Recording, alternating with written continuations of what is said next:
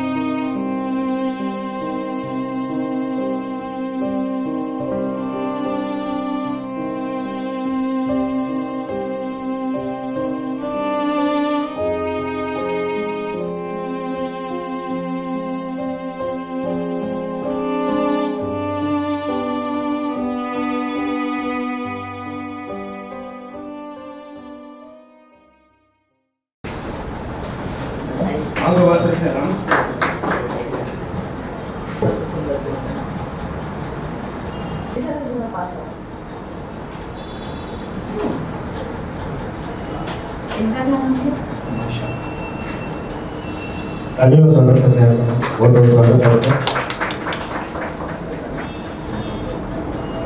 नाटक से पूर्व रवि से नाटक से पूर्व कुछ भी कहना ठीक नहीं है, क्योंकि नाटक के बाद ही कुछ कहने में मजा भी आता है। आप आए, आपका बहुत बहुत शुक्रिया। और सबसे भी अनुरोध करूँगा कि मंच पर आके डॉक्टर दिवाकर तेजस्वी हम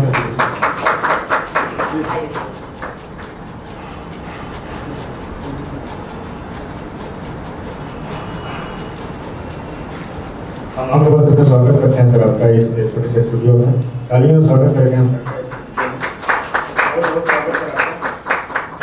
चाहेंगे कि अब सीधे नाटक की तरफ बढ़े हम लोग।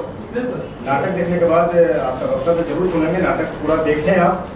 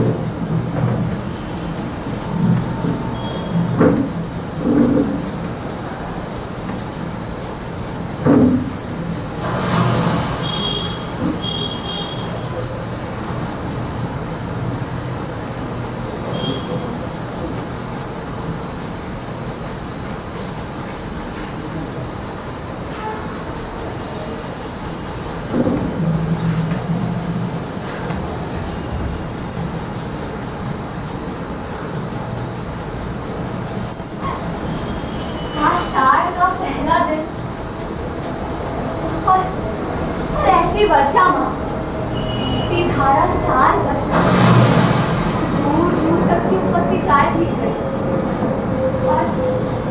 मैं भी देखो ना माँ, कैसे भीग गई थी कि दक्षिण से उठकर आके बबलू पंखी और देखो सब वस्त्र भी धोए। सूखे वस्त्र कहाँ है माँ? इस तरह खड़ी रही तो जुड़ा जाऊंगी। तुम कुछ बोलती क्यों नहीं? सूखे वस्त्र अंदर तल पर है। तुमने पहले से निकाल कर रखी। तुम्हें पता था कि मैं भीग जाऊंगी और मैं जानती थी कि तुम चिंतित हो, परंतु माँ मुझे भीगने का तनिक भी खेद नहीं। भीगती नहीं तो आज मैं वंचित रह जाती। चारों ओर तुम्हारे मेघ घिराए थे माँ। मैं जानती थी कि वर्षा होगी, फिर भी मैं घाटी की पगडंडी पर नीचे नीचे नीचे नीचे उतरती गई। एक बार मेरा अंशु भी हवा ने उड़ा दिया, फिर बूंदे पड़ने लगे। वस्त्र बदलने फिर आकर तुम्हें बनाते हैं। वो बहुत बहुत अद्भुत अद्भुत था, बहुत अद्भुत। नील कमल की तरह कोमल और आर्द्र, वायु की तरह हल्का और स्वप्न की तरह चित्र। मैं चाहती थी कि उसे अपने में भर लूं और आंखें मूंद लूं। मेरा तो शरीर में मुझे रहा है माँ, इतना पानी वस्त्रों में पिया है। शीत की चुभन के बाद उष्णता का ये स्पर्श,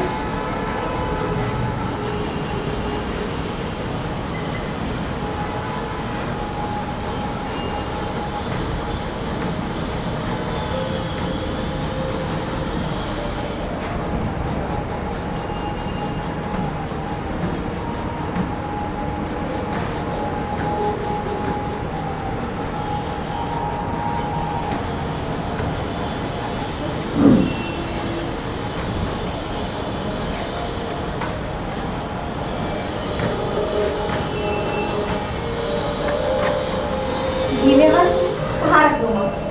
यही रहने दो माँ। आज के विच मैं कभी नहीं भूल सकती। सौंदर्य का ऐसा साक्षात्कार मैंने कभी नहीं किया। जैसे वो सौंदर्य अस्पृश होते हुए हिमाचल में, मैं उसे छू सकती थी, देख सकती थी, पी सकती थी। मुझे अनुभव हुआ कि वो क्या है जो भावना को कविता का रूप देता है। मैं जीवन में पहली बार समझ पाई कि क्यों कोई पर्वत शिखर को सहलाती मेघमालाओं में खो जाता है, क्यों किसी को अपने तन मन की अपेक्षा आकाश में बढ़ते बढ़ते चित्रों का इतना हो रहता है।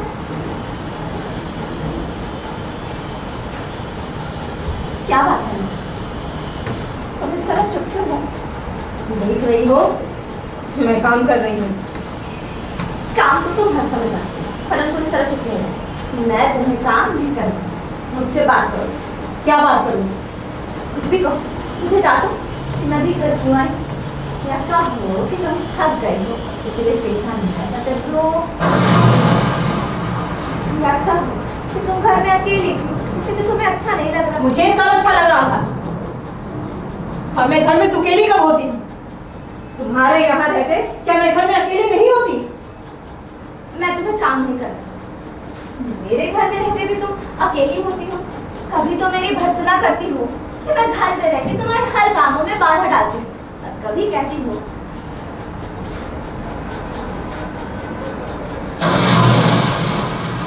क्या बात है माँ, तुम इतने गंभीर क्यों हो? दूध लौटा दिया है, शर्करा मिला लो और पी लो, मुझे अभी बहुत काम है। नहीं, पहले तुम बता। और जाकर थोड़ी देर तल पर विश्राम कर लो, मुझे अभी बहुत काम करने हैं। नहीं माँ, विश्राम नहीं करना है, थकी कहाँ जो विश्राम करना। मुझे तो अब भी अपने में परिस्थिति गुणों की खुलक का अनुभव हो रहा है। वो अभी तक सीख रहे हैं।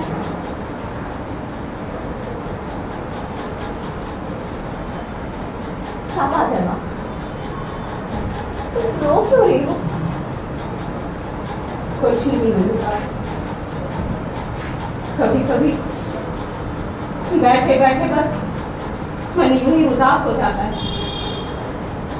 बैठे मन उदास हो जाता, परंतु बैठे बैठे इस तरह रोया तो नहीं जाता। तुम्हें मेरी सौगात जो मुझे ना बता।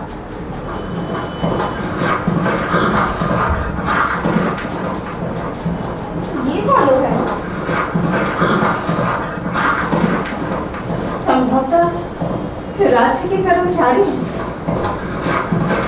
ये लोग क्या कर रहे हैं? जाने क्या कर रहे हैं। कभी वर्षों में ये आकृतियां यहाँ दिखाई देती हैं, और जब भी दिखाई देती हैं, कोई ना कोई अनिष्ट की आशंका होती है। कभी युद्ध की सूचना तो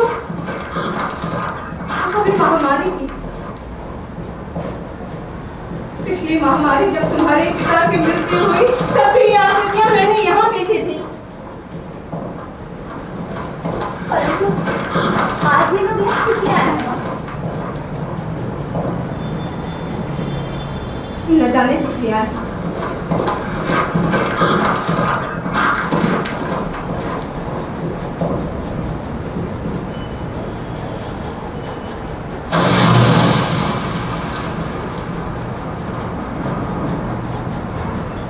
माँ, तुमने बात नहीं बताई।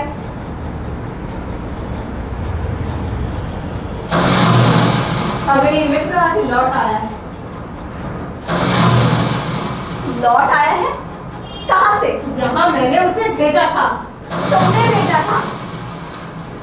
परंतु मैंने तुमसे कहा था कि अग्निमित्र को कहीं भेजने की आवश्यकता नहीं है। तुम जानती हो मैं विवाह नहीं करना चाहती, तो उसके लिए प्रयत्न क्यों करती हो? तुम समझती हो कि मैं निरर्थक प्रलाप करती हूँ? देख रही हूँ कि तुम्हारी बात ही सच होने जा रही है। अग्निमित्र संदेश लाया है कि वे लोग इस संबंध के लिए प्रस्तुत नहीं है। कहते हैं। क्या कहते हैं? क्या अधिकार है उन्हें कुछ भी कहने का? मल्लिका का जीवन उसकी अपनी संपत्ति, वो उसे नष्ट करना चाहती है, तो दूसरों को आलोचना करने का क्या अधिकार है? मैं कब कहती हूँ कि मुझे अधिकार है? मैं तुम्हारे अधिकार की बात नहीं कर रही। तुम ना कहो, मैं कह रही हूँ। आज तुम्हारा जीवन तुम्हारी अपनी संपत्ति है, मेरा तुम पर कोई अधिकार नहीं। ऐसा क्यों कहती हूँ? मैं जानती हूँ कि आज तुम पर अपना अधिकार भी है, परंतु इतना बड़ा अपराध मुझसे नहीं सहा जाता।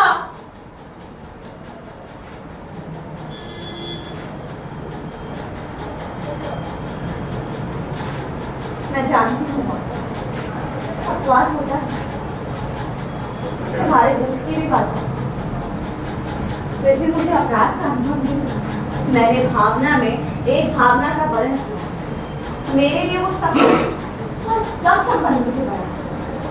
मैं वास्तव में अपनी भावना से प्रेम करती हूँ, जो पवित्र है, कोमल है, अनश्वर है। और मुझे ऐसी भावना से तृष्णा होती है। पवित्र, कोमल, अनश्वर। माँ तुम मुझे समझने का प्रयत्न क्यों नहीं करती? तुम जिसे भावना कहती हो वो केवल छलना और आत्म प्रवंचना है। भावना में भावना का वर्ण किया है। मैं पूछती हूँ कि भावना में भावना का वर्ण क्या होता है? उससे जीवन की स्थूल आवश्यकताएं किस तरह से पूरी की जाती हैं? जीवन की स्थूल आवश्यकताएं तो सब कुछ नहीं है माँ, उसके अतिरिक्त भी तो बहुत कुछ है। होगा, मैं नहीं जानती। सच तो ये है माँ कि ग्राम के अन्य व्यक्तियों की तरह तुम भी उन्हें संदेह और वितृष्णा की दृष्टि से देखती हो। ग्राम के अन्य लोग उसे उतना नहीं जानते जितना मैं जानती हूँ। मैं उससे घृणा करती हूँ। ग्राम के अन्य लोगों को उससे क्या प्रयोजन है? परंतु मुझे उसके प्रभाव से मेरा घर नष्ट हो रहा है। ठहरो माँ, तुम चल क्यों दी? माँ का जीवन भावना नहीं, कर्म है। उसे घर में अभी बहुत कुछ करना है। माँ,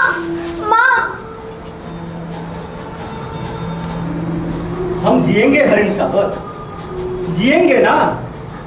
एक बाण से आहत होकर हम प्राण नहीं देंगे। हमारा शरीर कोमल है तो क्या हुआ, हम पीड़ा सह सकते हैं। एक बाण प्राण ले सकता है तो उंगलियों का कोमल स्पर्श प्राण दे भी सकता है। हमें नए प्राण मिल जाएंगे। हम कोमल आस्तरण पर विश्राम करेंगे। हमारे अंगों पर घृत का लेप होगा। हम कल फिर वनस्थली में घूमेंगे, कोमल दुर्वा खाएंगे ना। ये आहत है सब तरह यहाँ भी? आज ग्राम प्रदेश में कई नई आकृतियां देख रहा हूँ। राज्य के कुछ कर्मचारी आए। हम सोएंगे। हाँ, हम थोड़ी देर सो लेंगे तो हमारी पीड़ा दूर हो जाएगी, परंतु उससे पहले हमें थोड़ा दूध पी लेना। मल्लिका, हाँ। थोड़ा दूध हो तो किसी भाजन में ले आओ। माँ ने दूध अभी और कर रखा, देखती हूँ।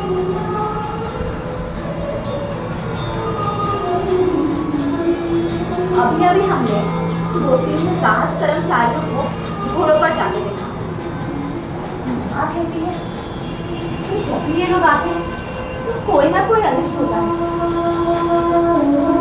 वर्षा के रोमांच के बाद मुझे ये सब बहुत विचित्र लगा। माँ आज बहुत रुष्ट है। हम पहले से सुखी हैं। हमारी पीड़ा धीरे धीरे दूर हो रही है। हम स्वस्थ हो रहे हैं। न जाने इसके रूई जैसे कोमल शरीर पर उससे बाण छोड़ते बना कैसे। यह कुलांच भरता मेरी गोद में आ गया। मैंने कहा तुझे वहां ले चलता हूँ जहां तुझे अपनी माँ की सी आंखें और उसका सारी स्नेह मिलेगा। सच, माँ आज बहुत रुष्ट है। माँ को अनुमान हो गया होगा कि इस वर्षा में मैं तुम्हारे साथ हूँ। वरना इस तरह भीग कर ना आए। माँ को बात की बहुत चिंता रहती है। दूध मुझे दे दो और इसे बाहों में दे दो। हाँ,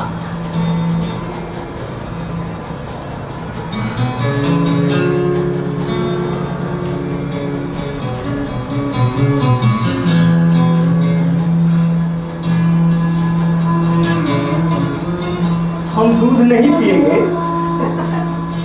हम दूध अवश्य पिएंगे। ऐसे ऐसे ऐसे दूध पिलाकर इसके मांस को कोमल कर देना चाहते हो? जहाँ तक मैं जानता हूँ हम लोग परिचित नहीं हैं। तुम्हारा एक अपरिचित घर में आने का साहस कैसे हुआ? कैसी आकस्मिक बातें हैं? ऐसा ही प्रश्न मैं तुमसे पूछना चाहता था। हमारा कभी का परिचय नहीं, फिर भी मेरे वहां साथ हिरण को लाने में तुम्हें संकोच नहीं हुआ? ये तो कहो कि बाप का घर बिंदुओं के चिन्ह बने हैं, वरना इस घिरे हुए बादल में मैं तुम्हारा अनुसरण कर पाता। देख रहा हूँ कि तुम इस प्रदेश के निवासी नहीं हो। मैं तुम्हारी दृष्टि की प्रशंसा करता हूँ। मेरी वेशभूषा इस बात का परिचय देती है कि मैं यहाँ का निवासी नहीं हूँ। मैं तुम्हारी वेशभूषा को देखकर नहीं कह रहा राजपुरुष। क्या मेरी लालाट की रेखाओं को देखकर जान पड़ता है चोरी के अतिरिक्त समुद्री का भी अभ्यास करते हो? तुम्हें ऐसा लाछन लगाते लज्जा नहीं आती? क्षमा चाहता हूँ देवी, परंतु जिस हरि साहब का अपने गोद में लिए ये मेरे वहां साथ हुआ है, इसलिए मेरी संपत्ति है। मेरी संपत्ति मुझे लौटा तो देंगी? इस प्रदेश में हरिणों का आखेट नहीं होता राजपुरुष। तुम बाहर से आए हो इसलिए इतना ही पर्याप्त है कि इसके लिए हम तुम्हें अपराधी ना माने। तो अपराध और न्याय के निर्णय ग्रामवासी करेंगे। ग्रामवासी, तुम्हें अपराध और न्याय के शब्दार्थ भी जानते हो? शब्द और अर्थ राजपुरुषों की संपत्ति है। जानकर आश्चर्य हुआ। समझदार व्यक्ति जान पड़ते हो, फिर इतना नहीं जानते कि राजपुरुषों का अधिकार बहुत दूर तक जाते हैं। मुझे देर हो रही है, ये हरि साहब मुझे दे दो। यह हरि साहब इस पार्वत्य भूमि की संपत्ति है राजपुरुष, और इसी पार्वत्य भूमि के निवासी हम इसके सजाती है। तुम यह सोच कर भूल कर रहे हो कि हम इसे तुम्हारे हाथ में सौंप देंगे। मल्लिका, इसे अंदर ले जाकर तल पर या किसी आस्तरण पर। हाँ, मैं भी इसे अंदर कहीं। इस घर के तर्क और आस्तरण हरीन शावकों के लिए नहीं है। माँ, माँ तुम देख रही हो? हाँ, देख रही हूँ, इसीलिए तो कह रही हूँ कि इस घर के तल्प और आस्तरण मनुष्यों के सोने के लिए है, पशुओं के लिए नहीं। कोई बात नहीं मल्लिका, इसे मुझे दे दो। इसके लिए मेरी बाहों का आस्तरण ही पर्याप्त होगा। मैं इसे घर ले जाऊंगा। राजपुरुष घर ले जाकर देखता रहेगा? यह तो राजपुरुष की रुचि पर निर्भर करता है। राजपुरुष की रुचि और रुचि क्या होती है? संभवतः इसका परिचय तुम्हें अवश्य देना होगा। संभवतः हेलो राजपुरुष, हरिन शावक के लिए हट मत करो। तुम्हारे लिए प्रश्न अधिकार का है और उनके लिए संवेदना का। कालिदास निशस्त्र होते हुए भी तुम्हारे शस्त्र की चिंता नहीं करते। कालिदास? तुम्हारा अर्थ है जिसके लिए मैं हरि शावक तर्क कर रहा था वे कभी कालिदास है? हाँ हाँ, परंतु तुम कैसे जानते हो कि कालिदास कवि है? मैं इसे जानता हूँ, उज्जैनी के राजसभा का प्रत्येक व्यक्ति ऋतु संहार के लेखक कवि कालिदास को जानता है। उज्जैनी की राजसभा का प्रत्येक व्यक्ति उन्हें जानता है। ऋतु संहार ने सम्राट ने स्वयं ऋतु संहार पढ़ा है और उसकी प्रशंसा भी की है। इसीलिए उज्जैन की राजसभा इन्हें राजकवि का आसन और इसीलिए आचार्य वररुचि उज्जैनी से यहाँ आए हैं। उज्जैनी का राज उन्हें सम्मान देना चाहता है, राजकवि का आसन। मुझे खेद है, मैंने उनके साथ अशिष्टता का व्यवहार किया। मुझे जाकर उनसे क्षमा मांगनी चाहिए, क्षमा मांगनी चाहिए।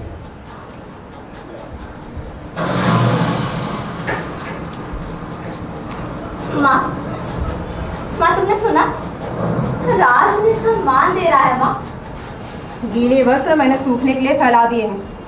थोड़ा सा दूध शेष है, शर्करा मिला दी है। माँ, तुमने सुना नहीं? राजपुरुष क्या कह रहा था? दूध पी लो और आशा करती हूँ कि अब यहाँ किसी और का आतिथ्य नहीं होना है। आतिथ्य? मैं चाहती हूँ कि आज इस घर में सारे संसार का आतिथ्य कर सके। तुम्हें इस दूध से नहलाना। मैं दूध से बहुत नहा चुकी हूँ। कितनी निष्ठुर हो माँ। राज उन्हें सम्मान दे रहा है माँ, फिर भी तुम दूध पी लो और फिर से वर्षा में भीगने का मोह ना हो तो मैं तुम्हारे लिए आस्तरण बिछा दूं। मैं जैसी निष्ठुर हूँ रहने दो। नहीं, मैंने कब कहा कि तुम निष्ठुर हो? नहीं, तुमने नहीं कहा। दूध पी लो। माँ, सोच सकती हूँ आज मैं कितनी प्रसन्न हूँ। मेरे पास कुछ भी सोचने की शक्ति नहीं है। अब उठ जाने दो, मुझे बहुत। उठो नहीं, बैठे हो। तुम समझ सकती हो आज मैं कितनी प्रसन्न हूँ। राज उन्हें सम्मान दे रहा है माँ, उस व्यक्ति को जिसके उसके निकट के लोगों ने आज तक समझने का प्रयत्न नहीं किया, जिसे घर और घर से बाहर केवल लालचना और प्रताड़ना ही मिली। अब तो तुम विश्वास करती हो ना माँ कि मेरी भावना निराधार नहीं है। मैं कह चुकी हूँ कि मेरे सोचने समझने की शक्ति जड़ हो चुकी है। क्यों माँ? क्यों तुम्हें इतना पूर्वग्रह है? क्यों तुम उनके संबंध में उदारता पूर्वक नहीं सोच सकती? क्योंकि मेरी अवस्था बीत चुकी है जब यथार्थ से आंखें मूंद कर जिया जाता है। और तुम्हारी यथार्थ दृष्टि केवल दोषी दोष देखती है। जहाँ दोष है वहाँ वो अवश्य दोष देखती है। तुमने तुम्हें क्या दोष दिखाई देता? वो व्यक्ति आत्मसीमित है। संसार में उसे अपने सिवाय किसी और से कोई मोह नहीं। इसीलिए केवल मातुल के गौर ना हाकर बादलों में खोए रहते हैं। मुझे मातुल से या उसकी गौ से कोई प्रयोजन नहीं। मैं केवल अपने घर को देखकर कहती हूँ। बैठ जाओ माँ, मैं तुम्हारी बात समझना चाहती हूँ। मैं भी चाहती हूँ कि आज तुम मेरी बात समझ लो। तुम कहती हो कि तुम्हारा उससे भावना का संबंध है। वो भावना क्या है? मैं उसे कोई नाम नहीं देती। परंतु लोग उसे नाम देते हैं मल्लिका। यदि वास्तव में तुम्हारा उससे भावना का संबंध है तो वो क्यों तुमसे विवाह नहीं करना चाहता? माँ, तुम उनके प्रति सदा अनुदार रही। तुम जानती हो उनका जीवन परिस्थितियों की कैसी विडंबनाओं में बीता है। मातुल के घर में उनकी क्या दशा रही और साधनहीन और अभावग्रस्त जीवन में विवाह की कल्पना ही की कैसे जा सकती थी। और अब जबकि उसका जीवन साधनहीन और अभावग्रस्त नहीं रहेगा। किसी संबंध से बचने के लिए अभाव जितना बड़ा कारण होता है, अभाव की पूर्ति उससे बहुत बड़ा कारण बचा है। ये तुम्हारी नहीं, विलोम की भाषा है। मैं ऐसे व्यक्ति को बहुत अच्छी तरह जानती हूँ। तुम्हारा उससे बस इतना ही संबंध है कि तुम उसके लिए एक उपादान हो, जिसके आश्रय से वो अपने से प्रेम कर सकता है, अपने पर गर्व कर सकता है। परंतु तुम क्या सजी व्यक्ति नहीं हो? उसका तुम्हारे प्रति या तुम्हारे अपने प्रति क्या कोई कर्तव्य नहीं है?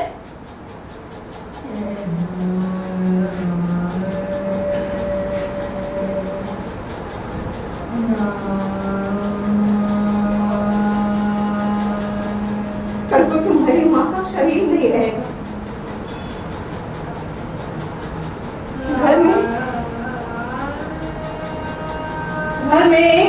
भोजन की व्यवस्था भी नहीं होगी, तो जो प्रश्न तुम्हारे सामने उपस्थित होगा उसका तुम क्या उत्तर दोगी? क्या तुम्हारी भावना उस प्रश्न का समाधान कर देगी? फिर कह दो कि ये मेरी नहीं, विरोध की भाषा है।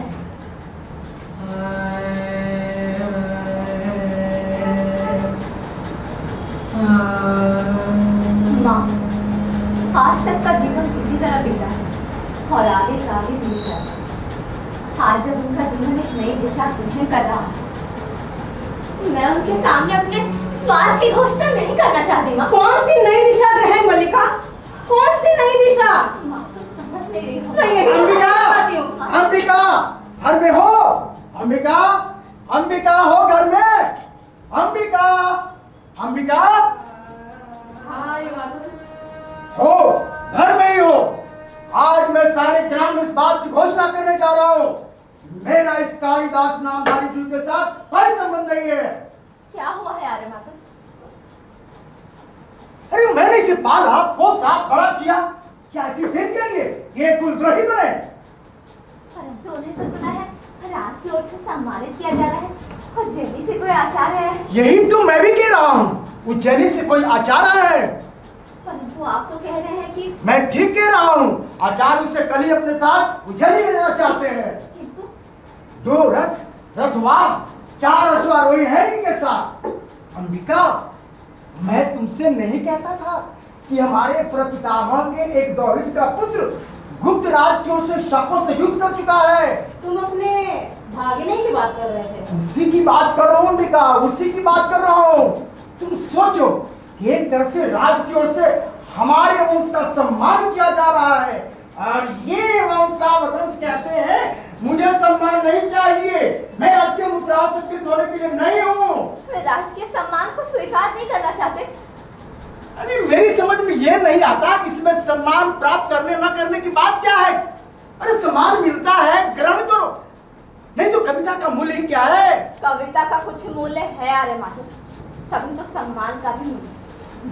मैं समझती हूँ कि उनके हृदय में ये सम्मान कहाँ छुपा है। मैं तुम्हें विश्वास दिलाती हूँ कि वो उज्जैनी अवश्य जाएगा। अवश्य जाएगा।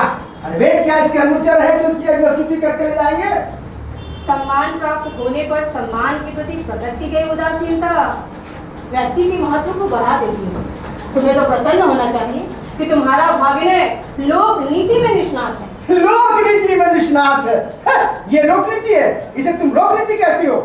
ये यदि लोक नीति है तो मैं कहूंगा लोक नीति और मूर्ख नीति दोनों का एक ही होता है। ये जो व्यक्ति कुछ देता है धन और सम्मान, उसका मन बदल भी तो सकता है, और बदल गया तो बदल गया। सोचो सोचो अंबिका, सम्राट रुष्ट भी तो हो सकते हैं। एक साधारण कवि ने उनका सम्मान ग्रहण नहीं किया। ये किसकी आवाज है? मातून, आप यहाँ हैं और आचार्य वहाँ आपकी प्रतीक्षा कर रहे हैं। तुम यहाँ क्या कर रहे हो? मैंने तुमसे नहीं कहा था जब तक मैं न लौटूं तुम आचार्य के पास बने रहना। परंतु ये भी तो कहा था कि आचार्य विश्राम कर चुके तो मैं आपको तुरंत सूचना दे दूं। अरे ये भी कहा था और वो भी कहा था, ये कहा तुम्हारी समझ में आ गया और वो नहीं आया। किंतु मातून, हिंदू क्या? किंतु हिंदू मातून को मूर्ख समझते हो? जी मैं मूर्ख हूँ? नहीं नहीं नहीं मातून, नहीं नहीं तो निश्चय तुम मूर्ख हो। मैं? हाँ बताओ, आचार्य ने क्या कहा है? आचार्य ने कहा है वो आपके साथ इस पूरे ग्राम प्रदेश में घूमना चाहते हैं। घूमना चाहते हैं? जिस प्रदेश ने कालिदास की कविता को जन्म दिया है। कालिदास कालिदास कालिदास, न जाने इतने बड़े आचार्य को कालिदास की कविता में क्या विशेषता दिखाई देती है। अरे जिस व्यक्ति को सामान्य लोक व्यवहार तक का ज्ञान नहीं है उसे तुम लोक नीति कहते हो।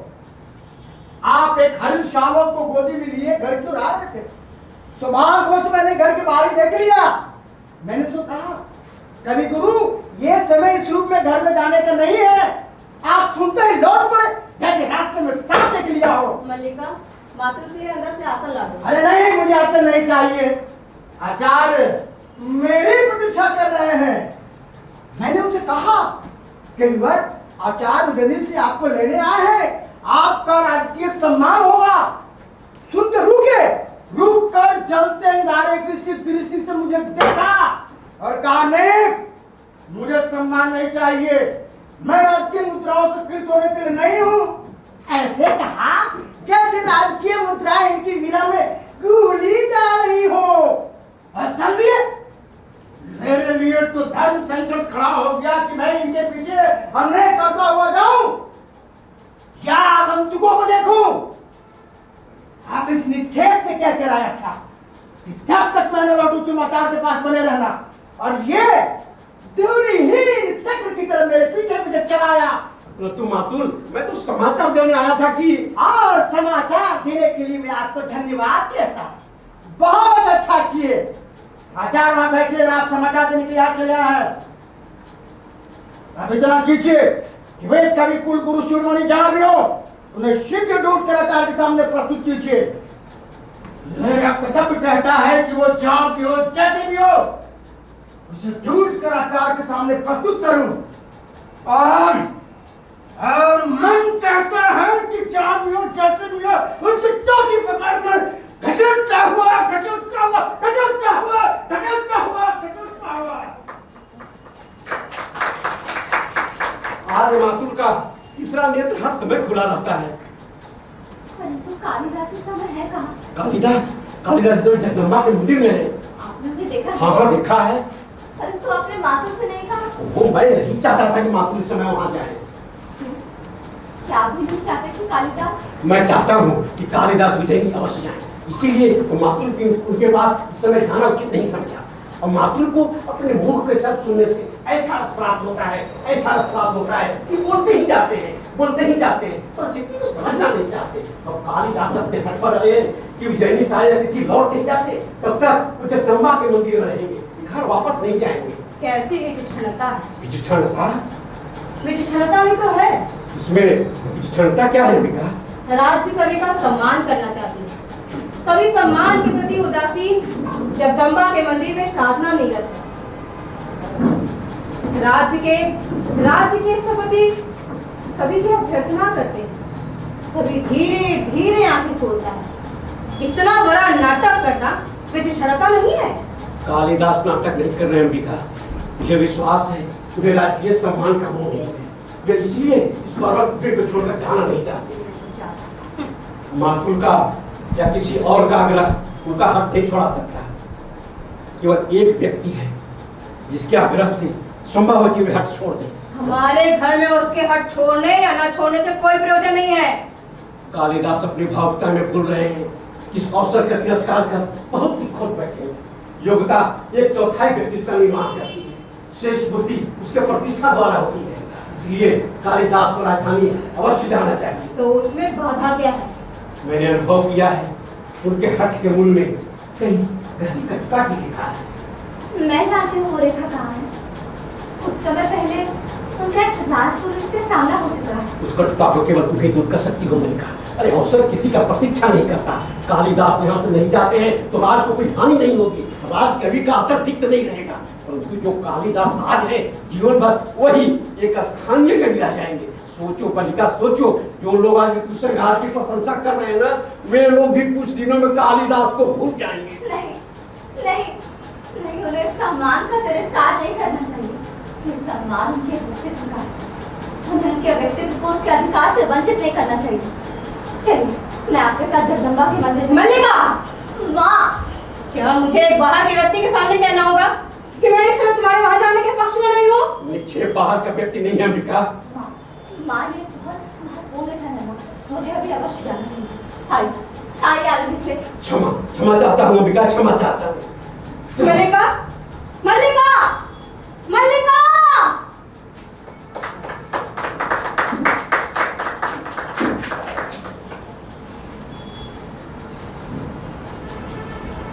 भावना,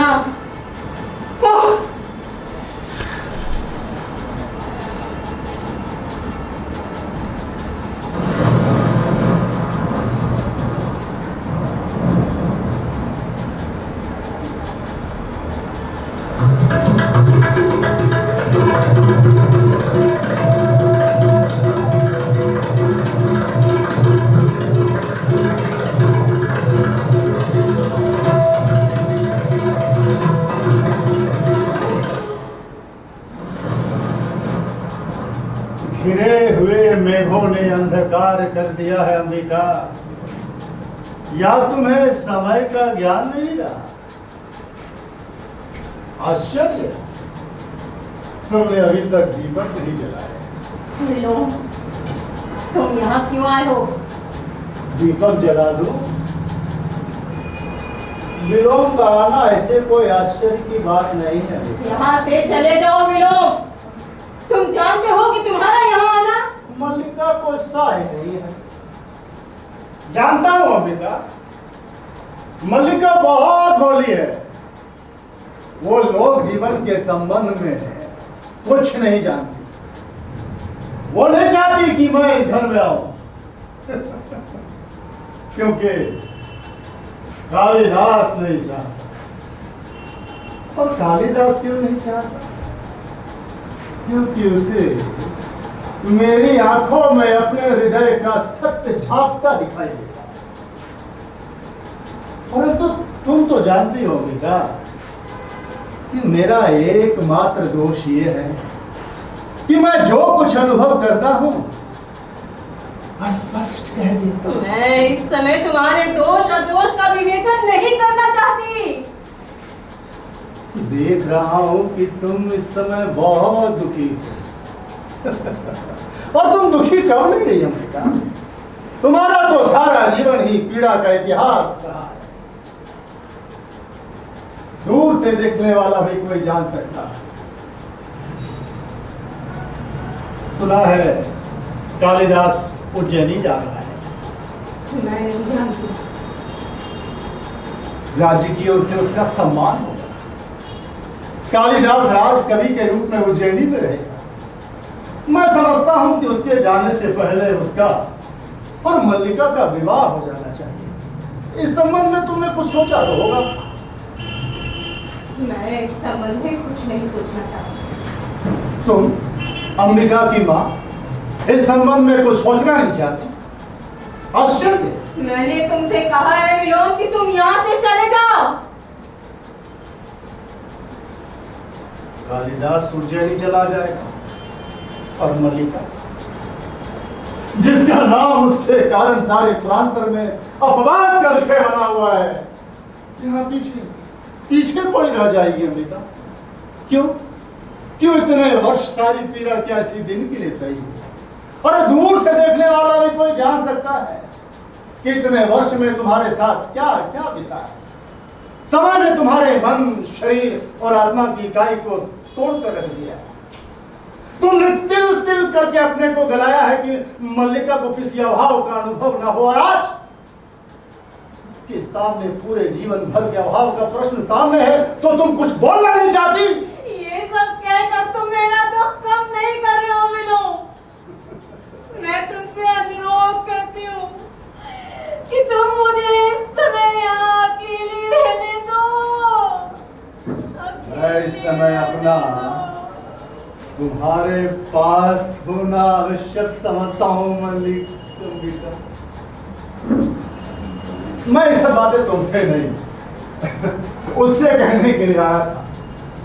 आशा करता हूँ कि वो इस समय आएगा। मैंने अभी अभी मल्लिका को जगदम्बा की मंदिर की ओर जाते देखा है। मैं यहीं उसकी प्रतीक्षा करना चाहता हूँ। हाँ बेटा, मैं यहीं प्रतीक्षा करना चाहता हूँ। अधिक प्रतीक्षा नहीं करनी पड़ेगी विलोम। मैं जानता हूं कि तुम कहां, किस समय और क्यों मेरे साक्षात्कार के लिए उत्सुक होते हो। कहो, आजकल किस नए छंद का अभ्यास कर रहे हो? छंदों का अभ्यास मेरी वृत्ति नहीं है कालिदास। हाँ, मैं जानता हूं तुम्हारी वृत्ति दूसरी है।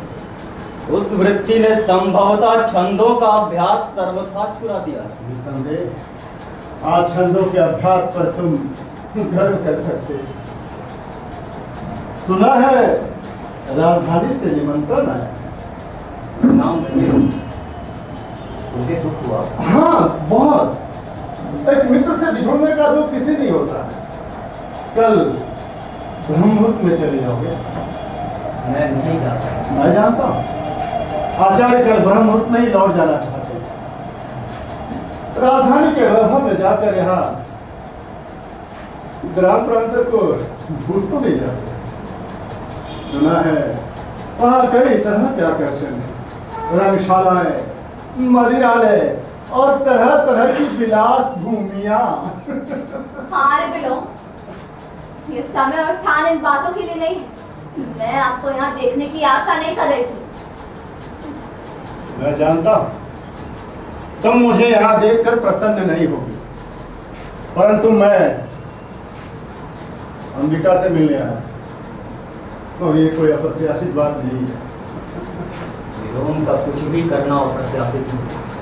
हाँ, कहीं कुछ ना करना अप्रत्याशित हो सकता है। ये वास्तव में प्रसन्नता का विषय है कालिदास कि हम दोनों एक दूसरे को इतनी अच्छी तरह जानते हैं। विलोम क्या है? एक असफल कालिदास और कालिदास एक सफल विलोम। हम दोनों कहीं एक दूसरे के बहुत निकट पड़ते हैं, नहीं? संदेह, सभी विपरीत एक दूसरे के बहुत निकट पड़ते हैं। अच्छा है, तुम इस सत्य को स्वीकार करते हो। मैं ऐसी निकटता के अधिकार से तुमसे एक प्रश्न पूछ सकता हूँ? संभव है फिर कभी तुमसे बात करने का अवसर ना? वर्षों का व्यवधान भी विपरीत को विपरीत से दूर नहीं करता विलोम। वैसे मैं तुम्हारा प्रश्न सुनने के लिए उत्सुक हूँ। मैं बस इतना जानना चाहता था कि तुम अभी तक वही कालिदास हो ना?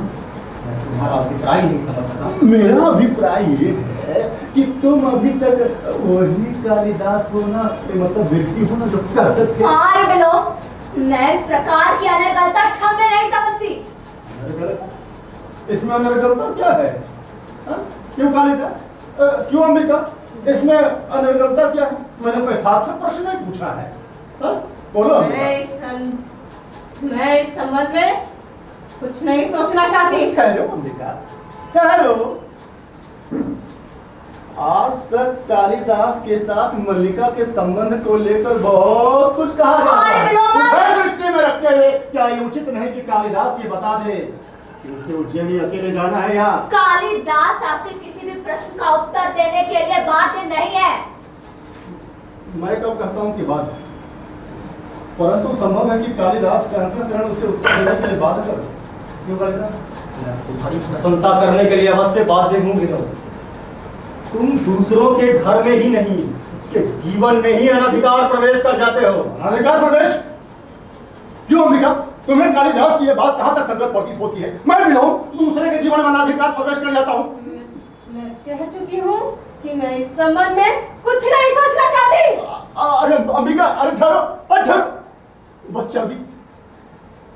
अच्छा कालिदास, तुम ही बताओ, मैंने किसके जीवन में अनधिकार प्रवेश किया है? चलो चलो ग्राम प्रांत में चलकर किसी से पूछ लो। चलो। तो तुम नहीं जानना चाहोगे? तुम्हारे अंतःकरण में ही प्रश्न का उत्तर ही नहीं, शायद प्रश्न ही ऐसा है। तुम कुछ भी अनुमान लगाने के लिए स्वतंत्र हो विलोम। मैं इतना ही जानता हूँ कि यह ग्राम प्रांतर मेरी वास्तविक भूमि। मैं इसे छोड़कर उज्जैन नहीं जाना चाहता। हाँ, तुम्हें क्यों होगा? एक साधारण व्यक्ति को हो सकता है, तुम्हें क्यों होगा? परंतु मैं बस इतना जानना चाहता था कि यदि तुमने जाने का निश्चय कर लिया तो क्या उस स्थिति में क्या ये उचित नहीं कि मैं कोई बच्ची नहीं हूँ, अपना भला बुरा सब समझती हूँ। आप संभवतः ये अनुभव नहीं कर रहे कि आप यहाँ एक अनचाहे अतिथि के रूप में उपस्थित हैं। ये मैंने कभी अनुभव करने की आवश्यकता नहीं समझी मल्लिका। तुम मुझसे घृणा करती हो, मैं ये बात जानता हूं, परंतु मैं तुमसे घृणा नहीं करता। मेरा यहां होने के लिए बस इतना ही पर्याप्त है। एक बात मैं कालिदास से भी कहना चाहता था। तुम कालिदास को बहुत अच्छी तरह जानते हो ना, परंतु मैं कालिदास को तुमसे अधिक जानता हूं। तुम्हारी यात्रा शुभ हो कालिदास। तुम जानते हो विलोम तुम्हारा ही शुभ चिंतक है। उससे अधिक और कौन जान सकता है? एक अनचाहा अतिथि फिर कभी आ पहुंचे, तब तक के लिए क्षमा चाहते हुए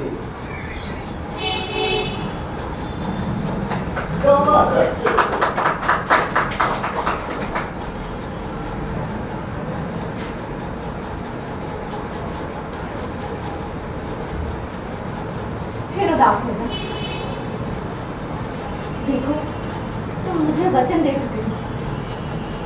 फिर एक बार सोचो मल्लिका, प्रश्न सम्मान और राजश्रय स्वीकार करने का ही नहीं है, इससे कहीं बड़ा एक प्रश्न मेरे सामने। और वो प्रश्न मैं हूं ना। आओ आओ, यहाँ बैठो। आओ बैठो।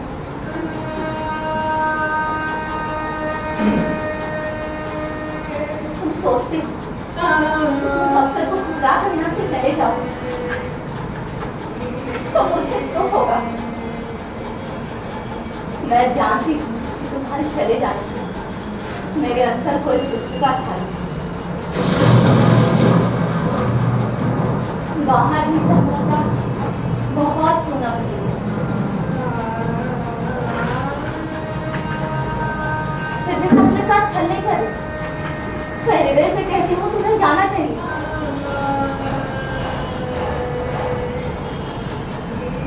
चाहता हूँ इस समय तुम अपनी आंखें देख सकती मल्लिका।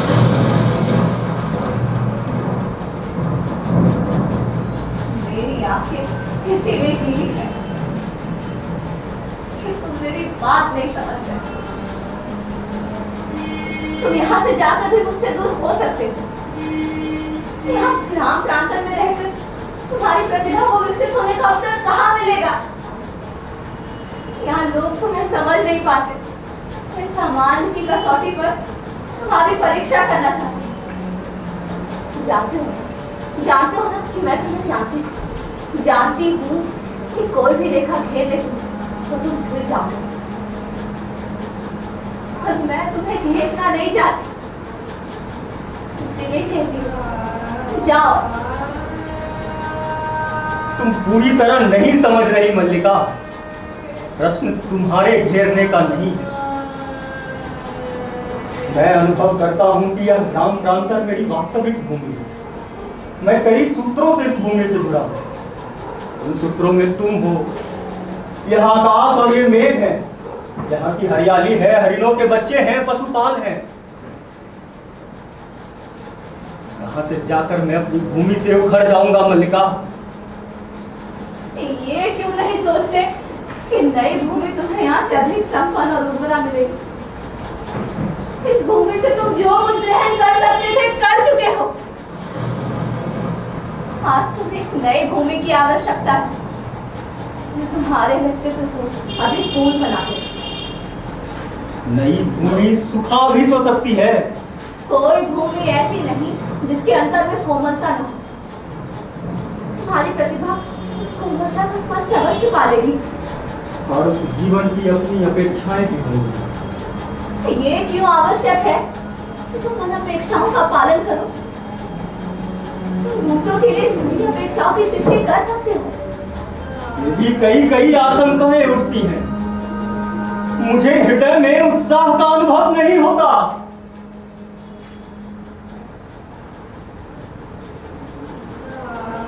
मेरी ओर देखो।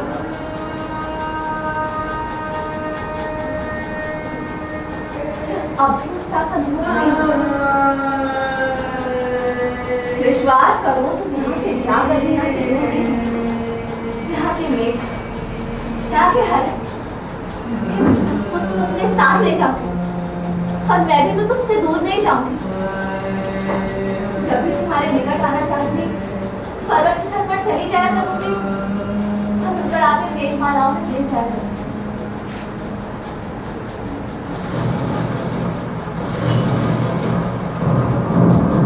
लगता है फिर वर्षा होगी। आचार्य तुम्हारी प्रतीक्षा भी कर रहे हैं। और तुम्हें नहीं है मेरी प्रतीक्षा, इसीलिए जाने के लिए कह रही है।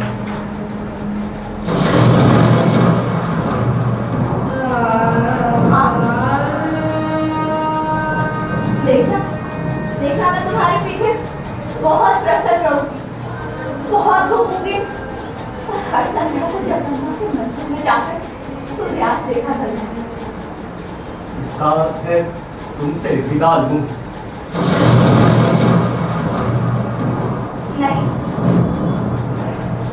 चिंता तुम्हें नहीं दूंगी। जा रहे हो इसलिए केवल प्रार्थना करूंगी कि तुम्हारा पथ प्रशस्त हो। जाओ।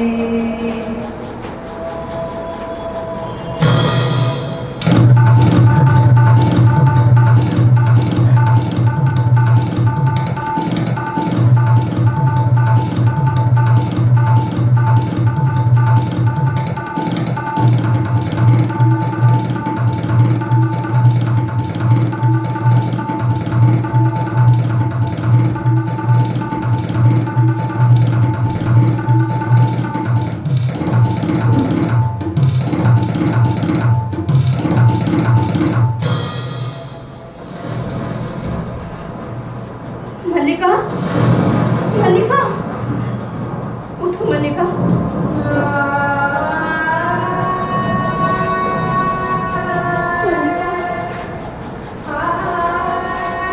तुम स्वस्थ नहीं हो मल्लिका, चलो भीतर चलो। माँ, मैं अस्वस्थ नहीं हूँ माँ। देखो माँ, देखो माँ, चारों ओर तुम्हारे मेघ घिरा है माँ। और कल ये मेघ उज्जैनी की ओर उड़ जाएगी माँ। माँ, मल्लिका, रो नहीं मल्लिका। मैं रो नहीं रही माँ। मेरी आंखों से ये जो बरस रहा है वो दुख नहीं माँ, सुख है।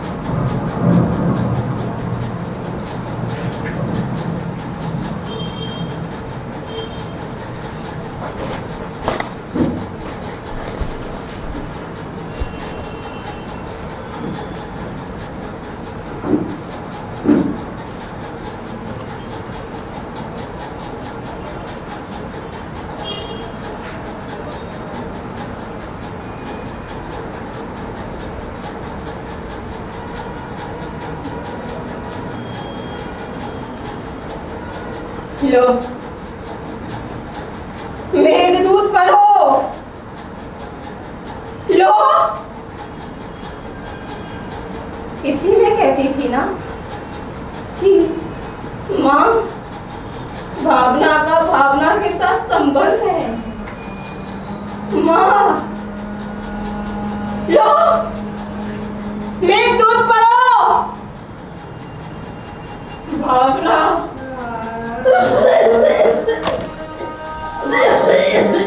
माँ, कहाँ है माँ?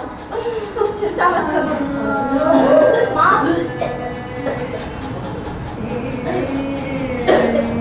माँ, माँ, मल्लिका, कहाँ है माँ?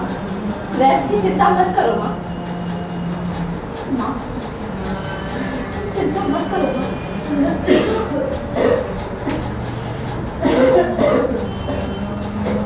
इस तरह शुद्ध क्यों अंबिका? आज तो सारा ग्राम तुम्हारे सौभाग्य पर तुमसे स्पर्धा कर रहा है।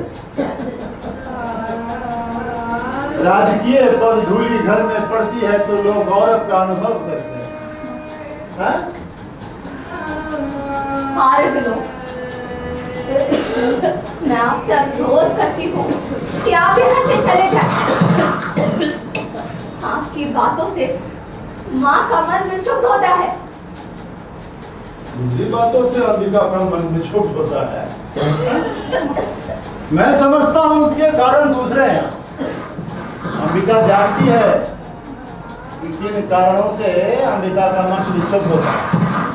इसमें बहुत सी ऐसी बातें हैं जो अंबिका के मन में रहती है ना, मैं मुंह से बोल देता हूँ। तुम्हें मेरा यहाँ आना फला है, ये बात मैं जानता हूँ, परंतु मैं कुछ देर और यहाँ रुकना चाहता हूँ। पर्वत शिखर की ओर से एक अश्वारोही को आते दिख रहा हूँ। संभव है कुछ क्षण के लिए वो यहाँ रुकना चाहे। हाँ मैं भी उनसे कुशल क्षेम पूछ लूंगा। भाई मेरी उनसे पुरानी मित्रता है। हाँ बिलो, हाँ उस स्थिति में आपका यहाँ ठहरना किसी भी दृष्टि से उचित नहीं। आप उनसे मिलना चाहें तो उसके लिए यही एक स्थान नहीं है। यही स्थान क्या बुरा है? जाने की दिन में हमारी भेंट यही हुई, वर्षों बाद मिलने से अंतराल का अनुभव नहीं होगा।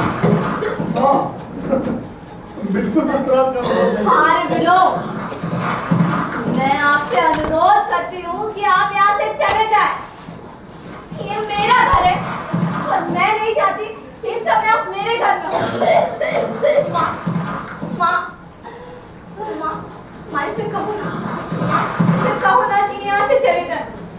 मैं नहीं चाहती कि यहाँ पे कोई अयाचित स्थिति उत्पन्न। तुम स्वस्थ नहीं हो माँ, और मैं नहीं चाहती कि कोई ऐसी स्थिति उत्पन्न हो जिससे तुम्हारा और तुम्हारे प्रभाव पर विपरीत प्रभाव पड़े।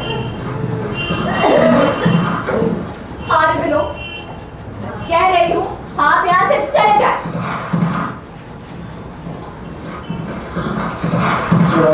चला जाता हूँ। वैसे क्या अयाचित स्थिति उत्पन्न हो जाएगी? क्यों अंबिका? मेरे यहाँ रहने से क्या अयाचित स्थिति उत्पन्न हो जाएगी? हाँ बिलो, मैं फिर से कहती हूँ कि आप यहाँ ठहरने का हट ना करें, अन्यथा वास्तव में एक अयाचित स्थिति उत्पन्न हो जाएगी। ऐसा तो मुझे अवश्य चले जाना चाहिए। चले जाना चाहिए। मैं जा रहा हूँ, मैं जा रहा हूँ। अंबिका, तुम अपने स्वास्थ्य का ध्यान रखना। तुम ना घी और मधु का सेवन करना। हाँ मैंने अभी अभी नया मधु निकाला है। आवश्यकता हो तो मधु। हमें मधु की आवश्यकता नहीं है। हमारे घर में मधु प्रेम पत्र है। माँ, माँ, माँ, माँ, माँ, माँ,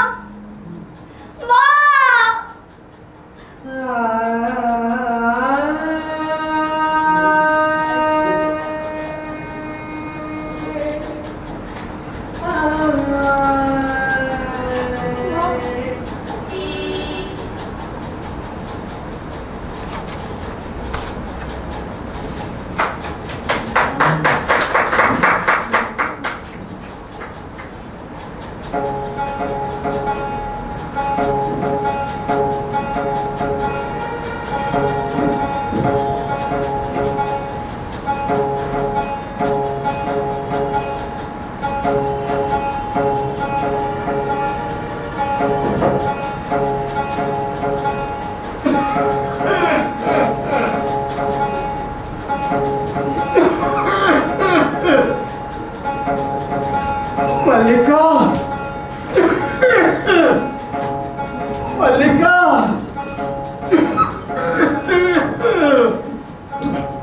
मल्लिका, मल्लिका। कौन है? मैं हूँ अतुल।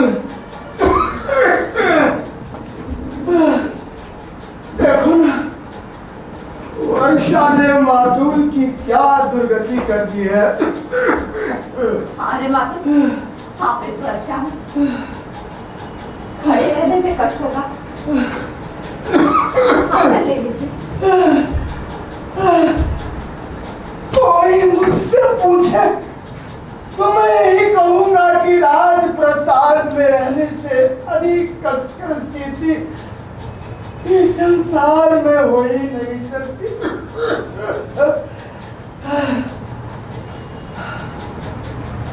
तुमने घर की क्या अवस्था बना रखी है। अंबिका के न रहने से घर की व्यवस्था ही नहीं रही।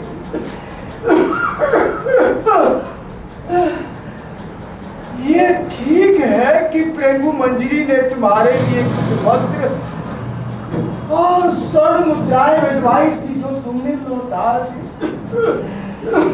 मैंने उनकी आवश्यकता नहीं समझी। तुमने कश्मीर का कुछ समाचार सुना है? मैं हर समय घर में ही रहती हूँ। किंतु मैंने सुना है, विश्वास नहीं होता और होता भी है, क्योंकि राजनीति में कुछ भी असंभव नहीं। परंतु समाचार क्या है? समाचार ये है कि सम्राट का निधन हो गया है। कश्मीर में विद्रोही शक्तियां सिर उठाने लगी हैं। क्या सम्राट का निधन हो गया है? वहीं से आए आहत सैनिक ने कहा है कि कालिदास ने कश्मीर छोड़ दिया है। उन्होंने कश्मीर छोड़ दिया है और अब पुनः उज्जैनी चले आए हैं। किंतु मुझे विश्वास नहीं होता। वहां के कुछ लोगों का कहना है कि उसने संन्यास ले लिया है और वो काशी चला गया है। उन्होंने संन्यास ले लिया है, वे काशी चले गए हैं। मुझे विश्वास नहीं होता, इसीलिए तुम्हें कुछ नहीं कहता। वो काशी किया तो भी मैं झूठा, नहीं किया तो भी मैं झूठा। ये तो ठीक है, ये तो ठीक है, ये तो ठीक है, ये तो ठीक है।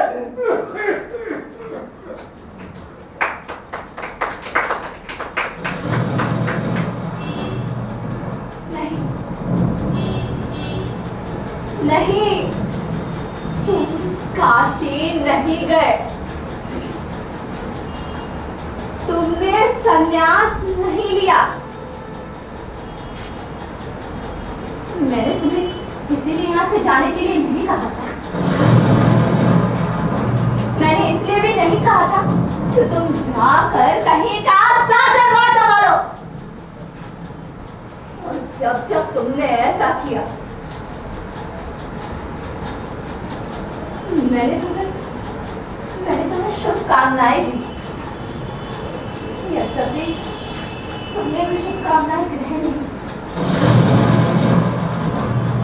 यद्यपि मैं तुम्हारे जीवन में नहीं रही, परंतु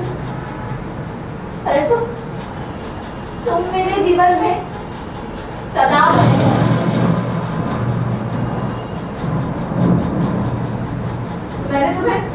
मैंने तुम्हें कभी अपने से दूर नहीं होने दिया।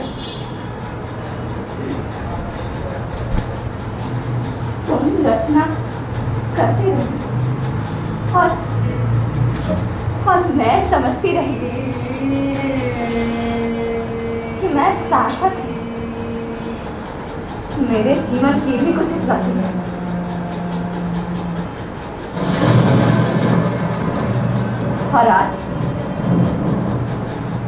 और आज तुम मेरे जीवन को इस तरह निरर्थक कर दोगे।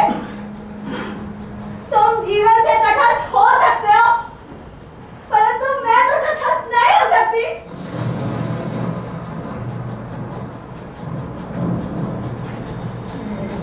क्या क्या तुम जीवन को मेरी दृष्टि से देख सकते हो?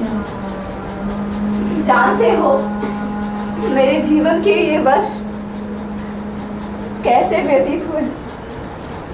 मैंने क्या क्या देखा है, क्या से क्या हुई हूँ।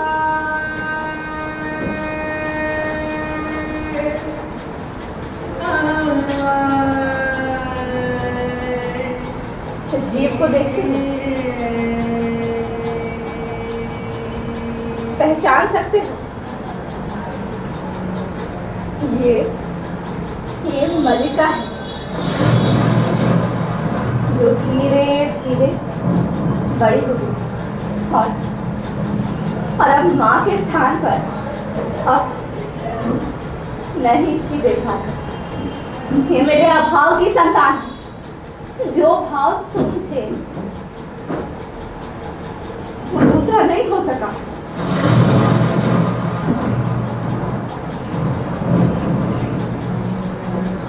परंतु अभाव के कोष्ठ में किसी दूसरे की ना जाने कितनी कितनी आकृतियां हैं। जानते हो मैंने अपना नाम खोकर एक विशेषण उपार्जित किया और अब मैं अपनी दृष्टि में नाम नहीं केवल विशेषण।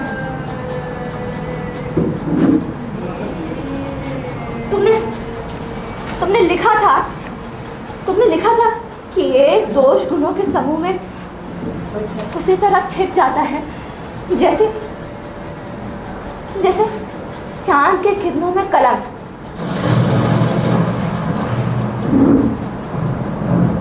परंतु दारिद्र्य नहीं छिपता, 100 गुणों में भी नहीं छिपता, 100 गुणों में छा जाता है, एक एक करके नष्ट कर देता है।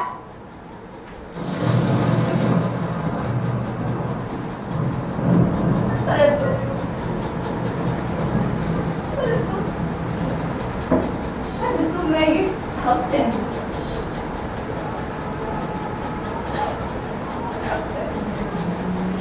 इसीलिए कि मैं तुम का भी अनुभव करती रही कि तुम मत,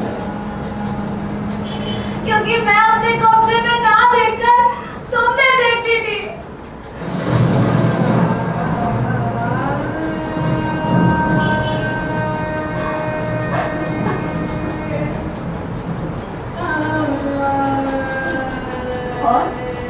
और आज ये सुन रही हूँ कि तुम तटस्थ हो रहे, संन्यास ले रहे हो। उदासी मुझे मेरे सत्ता के बोझ से इस तरह वंचित कर दोगे?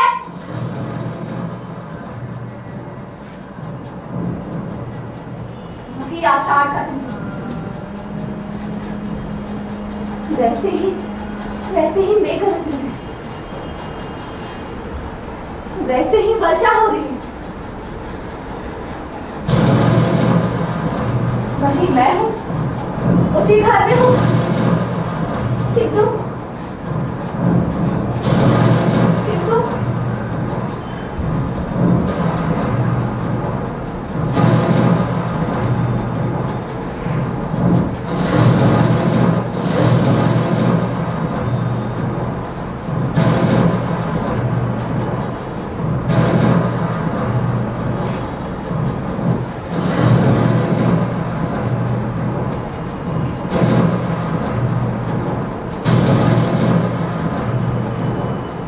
संभवतः पहचानती नहीं, और ना पहचानना ही स्वाभाविक है, क्योंकि मैं वह व्यक्ति नहीं हूं जिसे तुम पहले पहचानती रही। दूसरा व्यक्ति, और सच कहूं तो वह व्यक्ति हूं जिसे मैं स्वयं नहीं पहचानता। तुम इस तरह जर्सी क्यों खड़ी हो? मुझे देखकर बहुत आश्चर्य हुआ। आश्चर्य? मुझे विश्वास नहीं होता कि तुम हो, और मैं जो तुम्हें देख रही हूँ वास्तव में मैं हूँ। देख रहा हूं कि तुम भी वह नहीं। सब कुछ बदल गया है। यह संभव है परिवर्तन केवल मेरी दृष्टि में हुआ।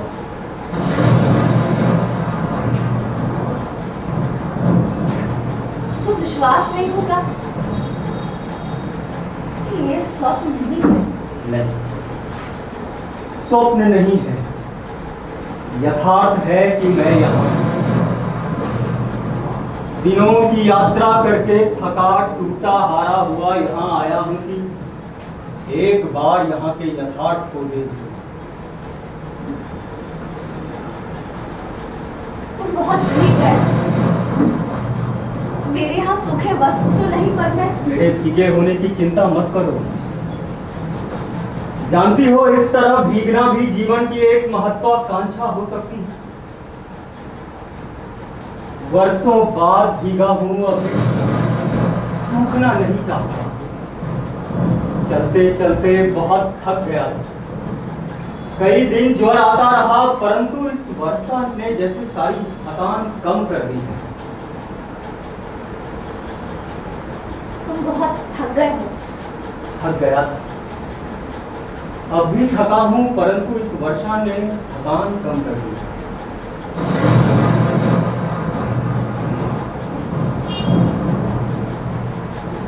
तुम सचमुच पहचाने नहीं जाते। और तुम ही कहां पहचानी जाती हो? यह घर भी कितना बदल गया है। और मैं आशा कर रहा था कि यहाँ सब कुछ वैसा ही होगा, ज्यों का त्यों यथास्थान। परंतु कुछ भी तो यथास्थान नहीं है। तुमने सब कुछ बदल दिया है, सभी कुछ बदल दिया है। मैंने नहीं बदला।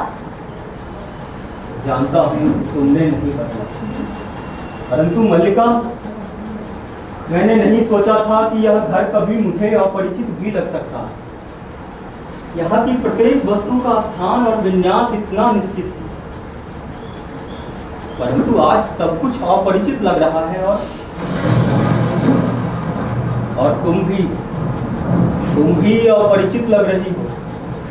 इसलिए कहता हूँ, संभव है दृश्य उतना नहीं बदला जितना मेरी दृष्टि बदल गई। आंखों से लगता है तुम अभी स्वस्थ नहीं हो। बैठकर बात करो। बहुत दिन इधर उधर भटकने के बाद यहाँ आया।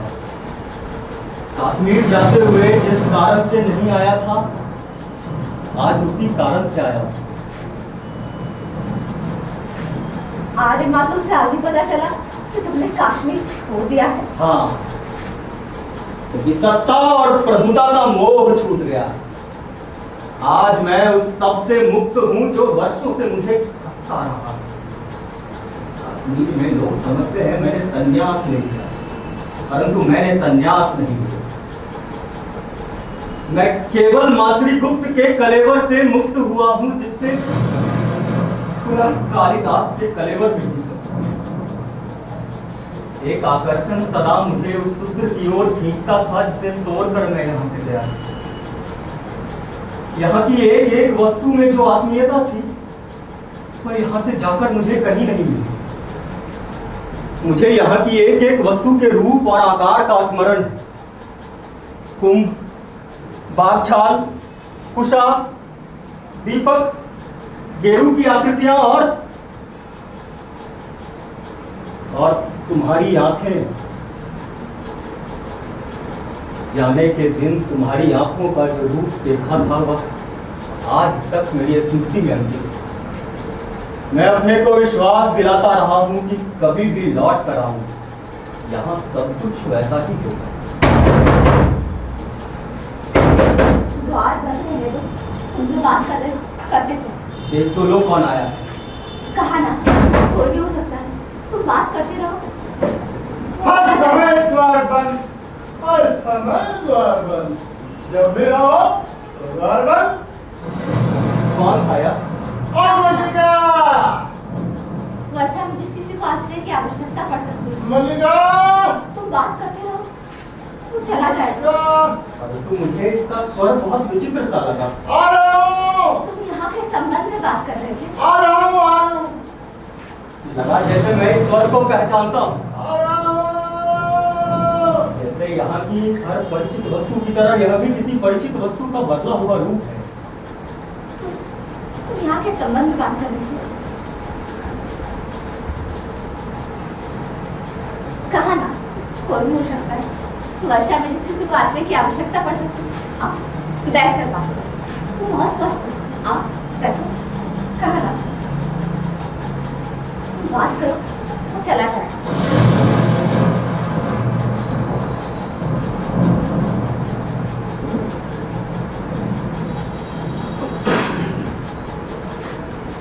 मैंने बहुत बार अपने संबंध में सोचा है मल्लिका, और हर बार इस निष्कर्ष पर पहुंचा हूं कि अंबिका ठीक कहती है। मैं यहाँ से क्यों नहीं जाना चाहता, उसका एक कारण यह भी था कि मुझे अपने पर विश्वास नहीं। मैं नहीं जानता था कि अभाव और भर्त्सना का जीवन जीने के बाद प्रतिष्ठा और सम्मान के वातावरण में जाकर मैं कैसा अनुभव करूं। मन में कहीं यह आशंका थी कि वह वातावरण मुझे छा लेगा और मेरे जीवन की दिशा बदल देगा, पर यह आशंका निराधार नहीं। मुझे बहुत आश्चर्य हुआ था कि मैं कश्मीर का शासन संभालने जा रहा हूं। तुम्हें यह बहुत अस्वाभाविक लगा होगा, परंतु मुझे इसमें कुछ भी अस्वाभाविक प्रतीत नहीं होता। अभावपूर्ण जीवन की वह एक स्वाभाविक प्रतिक्रिया थी। में कहीं उन सबसे प्रतिशोध लेने की भावना भी थी जिन्होंने जब तक मेरी भर्त्सना की थी, मेरा उपहास उड़ाया। परंतु मैं यह भी जानता था कि मैं सुखी नहीं हो सकता। मैंने बार बार अपने को विश्वास दिलाना चाहा कि कमी उस वातावरण में नहीं, मुझ में है। मैं अपने को बदल लूं तो सुखी हो सकता हूं, परंतु ऐसा नहीं हुआ। न तो मैं बदल सका, न सुखी हो सका। अधिकार मिला, सम्मान बहुत मिला, जो कुछ मैंने लिखा उसकी प्रतिलिपियां देश भर में पहुंच गई, परंतु मैं सुखी नहीं हुआ। मुझे बार बार यह अनुभव होता कि मैंने प्रभुता और सुविधा के मोह में पड़कर उस क्षेत्र में अनधिकार प्रवेश किया और जिस विशाल में मुझे रहना चाहिए था उससे दूर हटाया। जब भी मेरी आंखें दूर तक फैली क्षितिज रेखा पर पड़ती, यह अनुभूति मुझे सालती कि मैं उस विशाल से दूर हटाया। मैं अपने को आश्वासन देता कि आज नहीं तो कल मैं परिस्थितियों पर वश पा लूंगा और समान रूप से दोनों क्षेत्रों में अपने को बांट दूंगा, परंतु मैं स्वयं परिस्थितियों के हाथों बनता और चालित होता रहा और जिस कल की मुझे प्रतीक्षा थी वह कल कभी नहीं आया। और मैं धीरे धीरे खंडित होता गया और एक दिन मैंने पाया कि मैं सर्वथा टूट गया। मैं वह व्यक्ति नहीं हूं जिसका उस विशाल के साथ कुछ भी संबंध। कश्मीर जाते हुए मैं यहाँ से होकर नहीं जाना चाहता। मुझे लगता था कि यह प्रदेश, यहाँ की पर्वत श्रृंखला और उपत्यकाएं मेरे सामने एक मूक प्रश्न का रूप ले लेगी, फिर भी लोभ का संवरण नहीं हो। उस बार यहाँ आकर मैं सुखी नहीं हूँ। मुझे अपने से वितृष्णा हुई, उनसे भी वितृष्णा हुई जिन्होंने मेरे आने के दिन को उत्सव की तरह माना। पहली बार मेरा मन मुक्ति के लिए व्याकुल हुआ था, परंतु उस समय मुक्त होना संभव नहीं था। मैं तब तुमसे मिलने के लिए नहीं आया क्योंकि मुझे भय था तुम्हारी आंखें मेरे अस्थिर मन को और अस्थिर कर देंगी। मैं इससे बचना चाहता था, उसका कुछ भी परिणाम हो सकता था। मैं जानता था तुम पर उसकी क्या प्रतिक्रिया होगी, दूसरे तुमसे क्या कहेंगे। संबंध में निश्चित था कि तुम्हारे मन में कभी कोई वैसा भाव नहीं आएगा और मैं यह आशा लिए हुए चला गया कि एक कल ऐसा आएगा जब मैं तुमसे यह सब कह सकूंगा और तुम्हें अपने मन के द्वंद्व का विश्वास दिला सकूंगा। यह नहीं सोचा कि द्वंद्व तो एक ही व्यक्ति तक सीमित नहीं होगा, परिवर्तन एक ही दिशा को व्याप्त नहीं करता। इसलिए आज यहाँ आकर बहुत व्यर्थता का बोध हो रहा है। लोग सोचते हैं मैंने उस जीवन और वातावरण में रहकर बहुत कुछ लिखा है, तो मैं जानता हूं मैंने वहां रहकर कुछ नहीं लिखा। जो कुछ लिखा वह यहाँ के जीवन का ही संचय था। कुमार संभव की पृष्ठभूमि या हिमालय है और तपस्विनी उमा तुम हो। मेघदूत के यक्ष की पीड़ा मेरी पीड़ा है और विरह विमर्दिता यक्षिणी तुम हो। यद्यपि मैंने स्वयं यहाँ और तुम्हें नगर में देखने की कल्पना, अभिज्ञान शाकुंतल में शकुंतला के रूप में तुम ही मेरे सामने थी। मैंने जब जब लिखने का प्रयत्न किया तुम्हारे और अपने जीवन के इतिहास को फिर दोहराया, और जब इससे घटकर लिखना चाहा तो रचना प्राणवान नहीं है। रघुवंश में अज का विलाप मेरी ही वेदना की अभिव्यक्ति।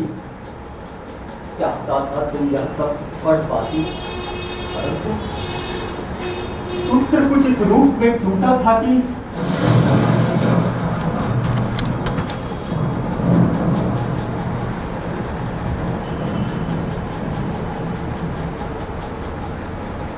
वो सूत्र कभी नहीं हुआ। मेघदूत, तुम्हारे पास मेघदूत की प्रतिलिपि कैसे पहुंच गई?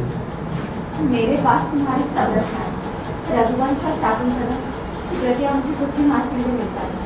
तुम्हारे पास मेरी सब रचनाएं हैं, परंतु वे यहाँ कैसे उपलब्ध हुई?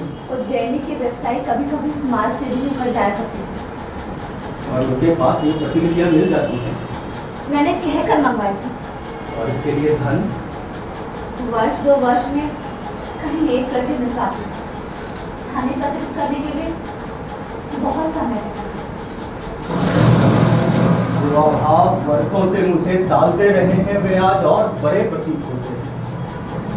मल्लिका, मुझे वर्षों पहले यहाँ लौट आना चाहिए था ताकि यहाँ की वर्षा में भीग कर लिखता हुआ सब जो मैं अब तक नहीं लिख पाया, और जो आषाढ़ के मेघों की तरह वर्षों से मेरे अंदर घुमर रहा है परंतु बरस नहीं पाता, क्योंकि उसे वायु नहीं मिलती, ऋतु नहीं मिलती।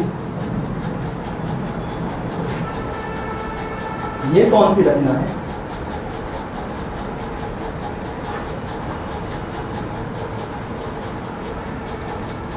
तो केवल कोरे पृष्ठ हैं।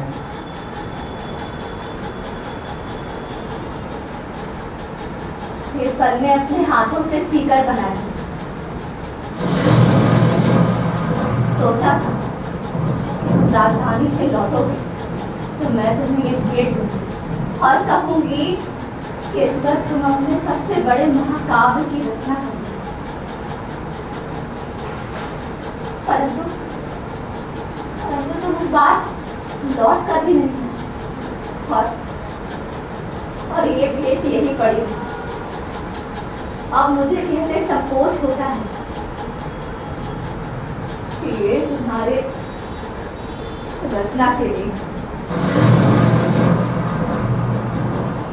ये पन्ने तुमने अपने हाथों से बनाए थे कि इन पर मैं एक महाकाव्य की रचना करूं।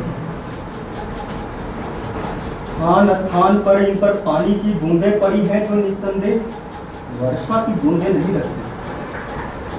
लगता है तुमने अपनी आंखों से इन पूरे पृष्ठों पर बहुत कुछ लिखा, और आंखों से ही नहीं, स्थान स्थान पर ये पृष्ठ श्वेत कणों से मैले हुए। स्थान स्थान पर फूलों की सूखी पत्तियों ने अपने रंग इन पर छोड़ दिए।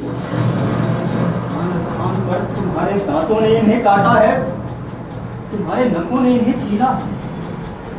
और इसके अतिरिक्त ये ग्रीष्म की धूप के हल्के गहरे रंग, हेमंत की पत्र धूली और शिखर की सीलन, ये पृष्ठ कोरे कहाँ है मल्लिका? इन पर एक महाकाव्य की रचना हो चुकी है, अनंत सर्गों के एक महाकाव्य की। इन पृष्ठों पर अब नया कुछ क्या लिखा जा सकता है?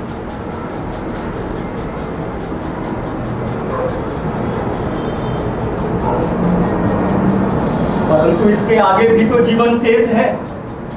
हम फिर अब से आरंभ कर सकते हैं। मल्लिका, किसके रोने का शब्द है यह? ये मेरा वर्तमान है। तुम्हारा वर्तमान?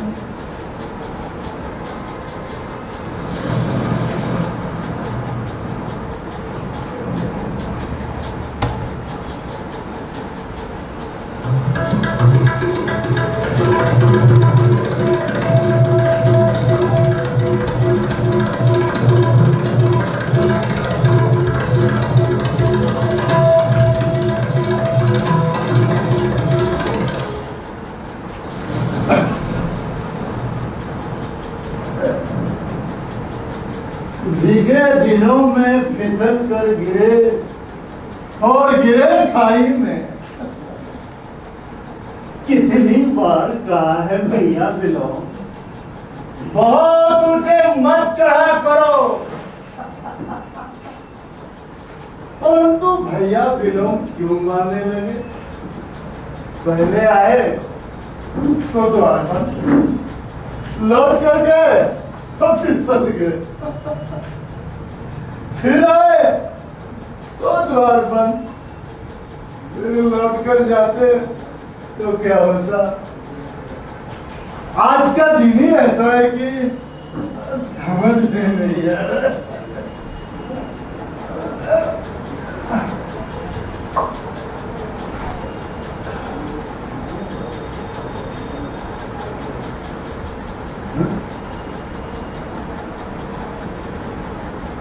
न जाने मेरी आंखों को क्या हो गया, कभी अपरिचित आकृति भी बहुत परिचित लगती है और कभी अपरिचित आकृतियां भी परिचित नहीं लगती।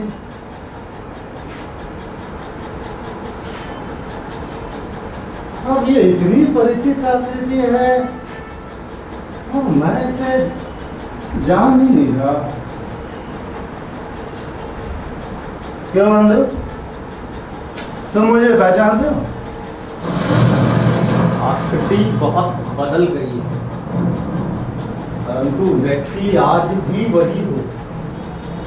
शब्द भी परिचित है और स्वर भी।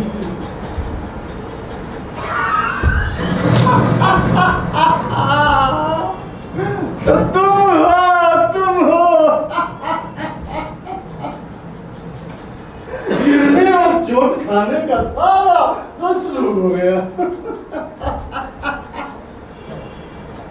कितने दिनों से तुम्हें देखने की मन में लालसा थी। आओ, गले नहीं मिलोगे? मेरा शरीर ही मैला है इसलिए क्या मुझे से गिरना है? परंतु इस तरह मेरा और तुम्हारा संबंध नहीं टूट सकता। तुमने कहा था ना कि हम एक दूसरे के बहुत निकट पड़ते हैं, नहीं कहा था? मैंने इतने दिनों में उस निकटता में कोई अंतर नहीं आने दिया। मैं तो सोचता हूं कि हम एक दूसरे के और ही निकट आ गए हैं।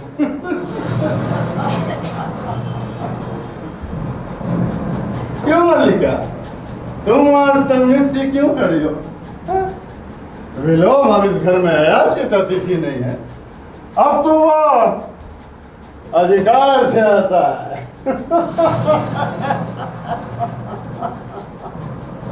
अब तो वो इस घर में कालिदास का आतिथ्य स्वागत कर सकता है।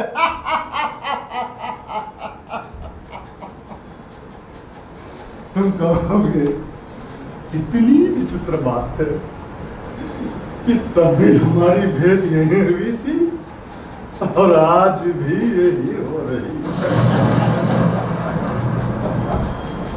परंतु कालिदास, तुम जब भी आते हमारी भेंट यही होती। यही।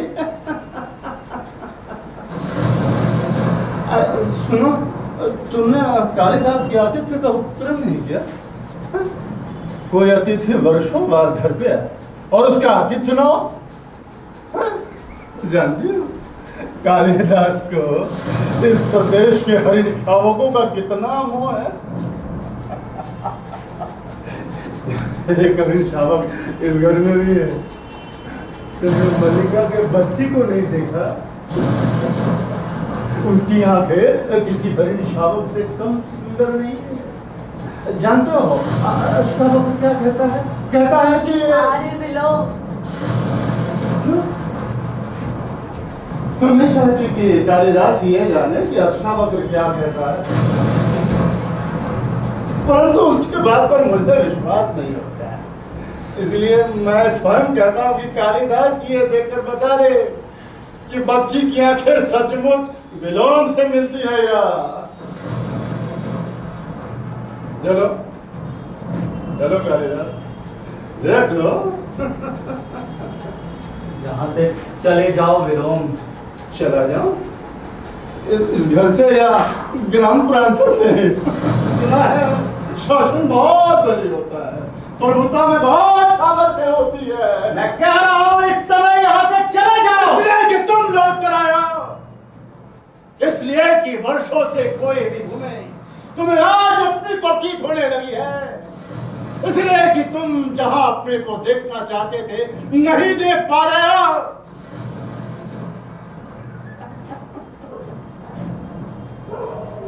इसलिए कि तुम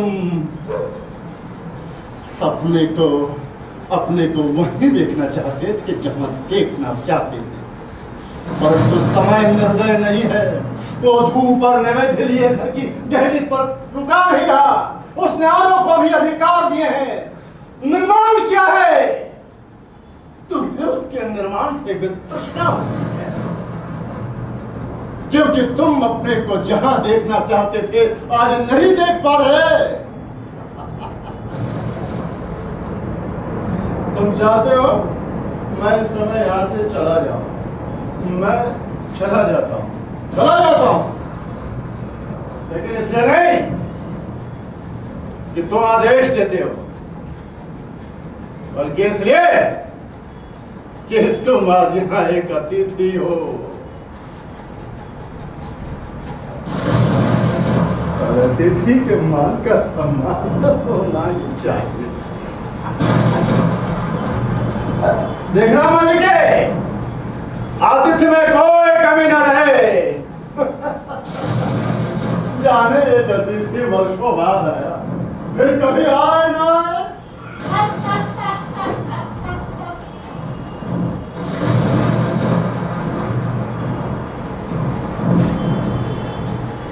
क्या सोच रहे हैं? सोच रहा हूँ कि वह आषाढ़ का ऐसा ही एक दिन था। ऐसे ही घाटी में मेघ भरे थे और असमय अंधेरा हो आया था। मैंने घाटी में एक आहत हरिण शावक को देखा था और उठाकर यहाँ ले आया।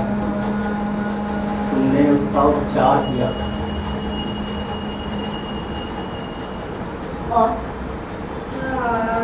और की उपत्यकाओं का विस्तार वही है। पर्वत शिखर की ओर जाने वाला मार्ग भी वही है। वायु में वैसी ही नमी है, वातावरण की ध्वनियां भी वैसी ही हैं।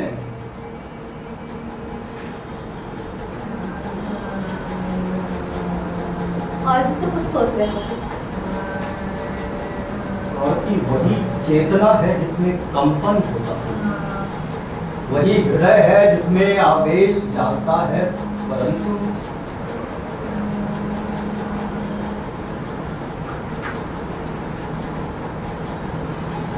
यह कोरे पृष्ठों का महाकाव्य तब नहीं लिखा गया था।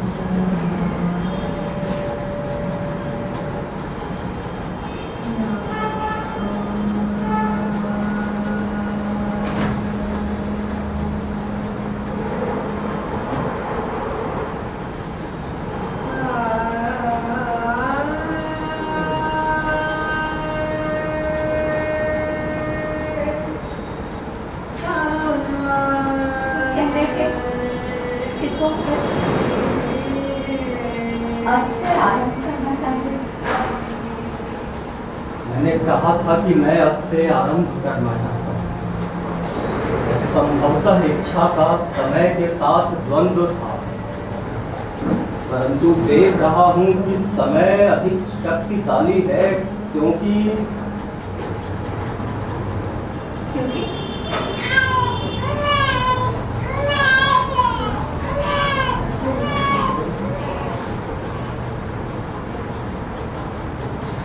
वह प्रतीक्षा नहीं करता।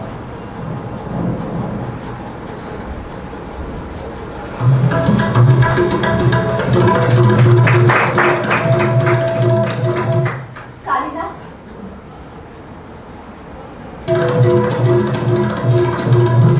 कालिदास,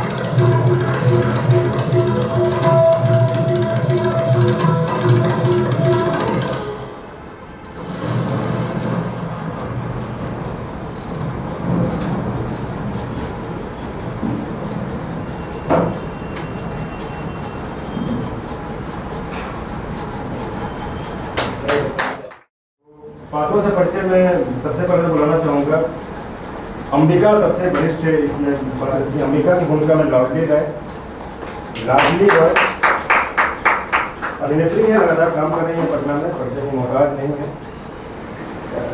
निषेध और दंतुल की दोहरी भूमिका में 2 भूमिकाएं उनको इसलिए करनी पड़ी, रमेश सिंह को आमंत्रित करता हूँ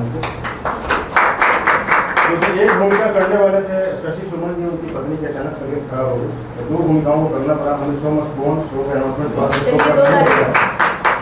2 भूमिकाओं का निर्वहन किया इन्होंने। मातुल की भूमिका में वरिष्ठ अभिनेता हैं ओम कपूर, पार्टी के मदार हैं, बहुत बढ़िया है। हम लोग इन लोगों को काम देखते हुए बड़े हुए हैं। मल्लिका की भूमिका में मान्य राज लक्ष्मी, नवोदित अभिनेत्री है। अभी शुरुआत, मुझे लगता है शुरुआत किया इन्होंने, बहुत बच्ची, बहुत छोटे से देख रहे हैं इसको, अभी बड़ी हुई है। तो मल्लिका की भूमिका में एक बार हम आपका स्वागत करते हैं। इसके बाद जो मैशा भाग्य लक्ष्मी की एक छोटी सी भूमिका थी, उन्होंने नाटक को संयोजन करने का बड़ा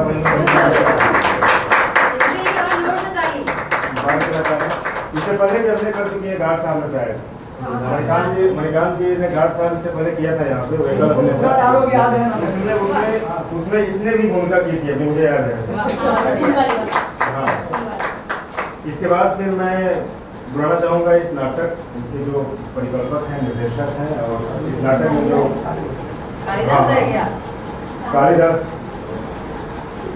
कालिदास की भूमिका में आदर्श वैभव।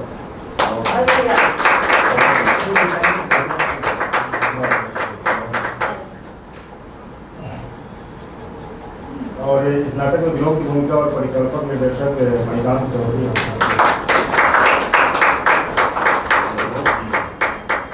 नेपथ्य से आपका हम परिचय कराते हैं। मंच सज्जा कालिदास की भूमिका के अलावा मैं देख रहा था कि कल से ही लगातार जो व्यवस्था देख रहे हैं मंच सज्जा में, ये सारी चीज़ें जो सजाया गया है, इसमें प्रमुख भूमिका निभाई है आदर्श वैभव ने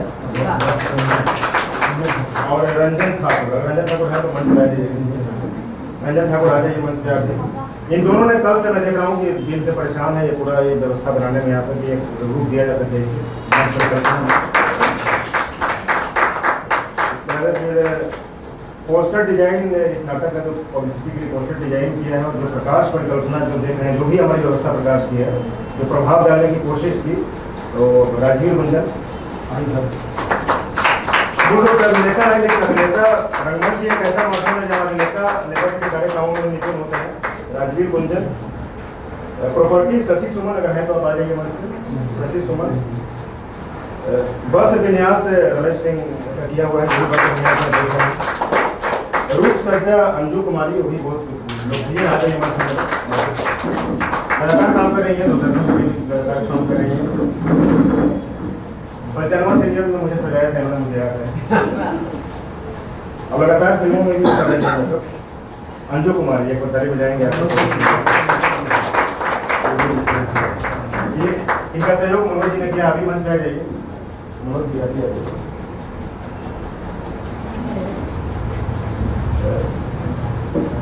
वीडियोग्राफी और छायाचित्र नीरज कुमार हमारे। इस नाटक के जो उद्घाटन करता थे वो तो संभवतः जा चुके हैं। मैं इस नाटक के प्रथम जो दर्शक हैं, जो मुख्य अतिथि के रूप में आमंत्रित हैं, डॉक्टर पल्लवी विश्वास, चाहूँगा कि आप आ जाइए यहाँ मंच पे और नाटक के बारे में जितने भी सीमित संख्या में दर्शक हैं, बड़ा सुंदर एक स्टेटमेंट है। कई बार कार्य संग्रहालय में भी हम बहुत निराश हुए हैं, वहाँ भी 400 संख्या है दर्शकों के लिए, 40 ऑडियंस ही आती थी। कई बार डिसअपॉइंटमेंट हम सब के लिए है, ये हमारी कोई डिसअपॉइंटमेंट नहीं है कि हमारे नाटक में 40 ऑडियंस नहीं है, पूरे पटना रंगमंच का डिसअपॉइंटमेंट है। ये 40 दर्शक आते हैं, 400 सीटें खाली रहती हैं, यहाँ भी स्थिति 40 सीटें भी नहीं भर पा रहे हैं, ये सच्चाई है। तो हमें इस पर काम करने की ज़रूरत है हमें। अब धीरे धीरे प्रचार प्रसार हो रहा है। बहुत लोग आज नाटक के दौरान पूछ के आए हैं, बहुत लोग मैं हाथ पकड़ के लाया हूँ उनको, आइए ऊपर, आइए ऊपर। तो धीरे धीरे प्रचार प्रसार जैसे मैं चाहूँगा कि पहले विश्वास दर्शकों की ओर से 2 शब्द कहें नाटक के बारे में। सबसे बड़ी बात जो है वो ये कि यह साधना की प्रस्तुति है, साधन संपन्नता की।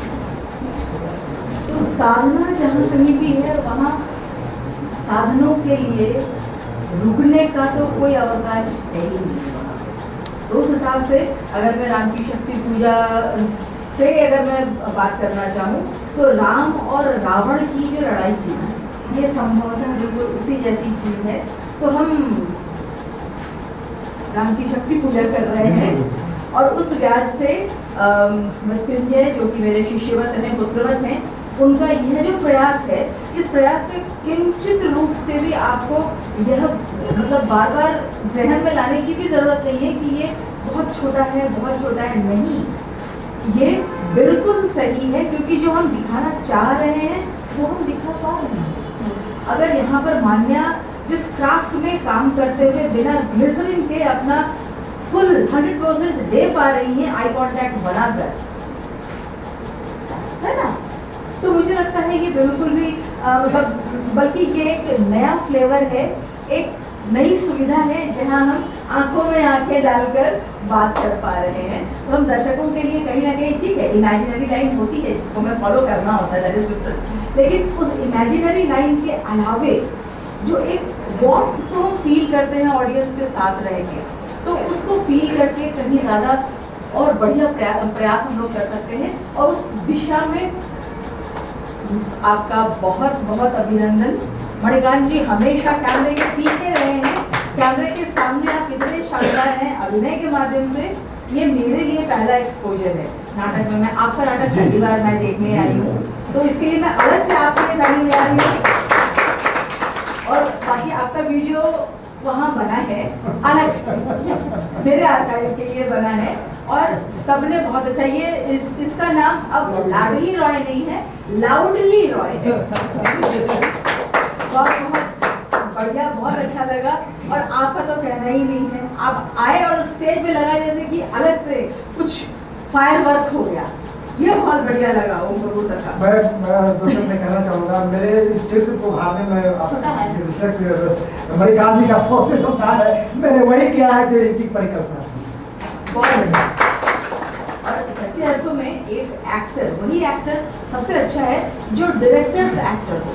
डायरेक्टर को क्या चाहिए, उस क्राफ्ट को क्या चाहिए, बस इस पर जो सबसे हम क्या सोचते हैं उससे ज़्यादा बड़ी बात है डायरेक्टर क्या देखना चाहता है, क्या दिखवाना चाहता है, वो आपने उतार दिया। तो देख लीजिए, हम सब आपके पीछे हैं, आपके मुरीद हैं।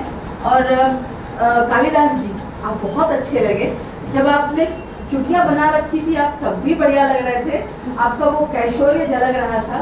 और उसके बाद जब आप इस रूप में आए तो आया कि हाँ वाकई कालिदास हैं, बहुत बढ़िया।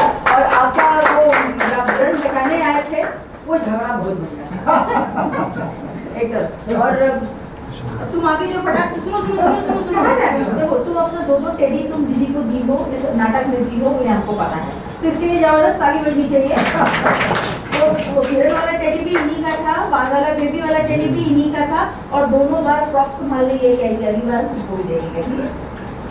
बहुत बहुत बधाई सबको, पूरी टीम को, एकदम एकदम। और मृत्युंजय ये बहुत अच्छी जगह है, आप इसको और आगे बढ़ाइए और समय बताइएगा कि हम कब आके यहाँ पे ड्रामा कर सकते हैं। बहुत बहुत बधाई, बहुत अच्छा लगा। हमारे सारे सम्मानित जो दर्शक हैं ये अक्षत रूप में है, कहते हैं ना अक्षत और 1 किलो चावल दोनों अलग हैं, तो ये अक्षत सारे के सारे अक्षत की भूमिका में हैं, चाहे सनत जी हों, चाहे मिथिलेश जी हों, चाहे राजेश जी हों, और पीछे सुवांती दीदी हैं शायद जी, और मतलब हमारे दक्ष देशज वाले भाई साहब भी हों। तो इन सब के माध्यम से ये एक पूरा का पूरा यूनिट है जो अलग अलग दिशाओं में अलग अलग प्रकार के लोगों के समूह का प्रतिनिधित्व करते हैं। तो हम सब अक्षत के रूप में यहाँ हैं और आप सब पर अक्षत की वर्षा हो, शुभम भूयात इस हेतु के साथ। बहुत बहुत मैं चाहूँगा कि शरद कुमार जी राष्ट्रपति पुरस्कार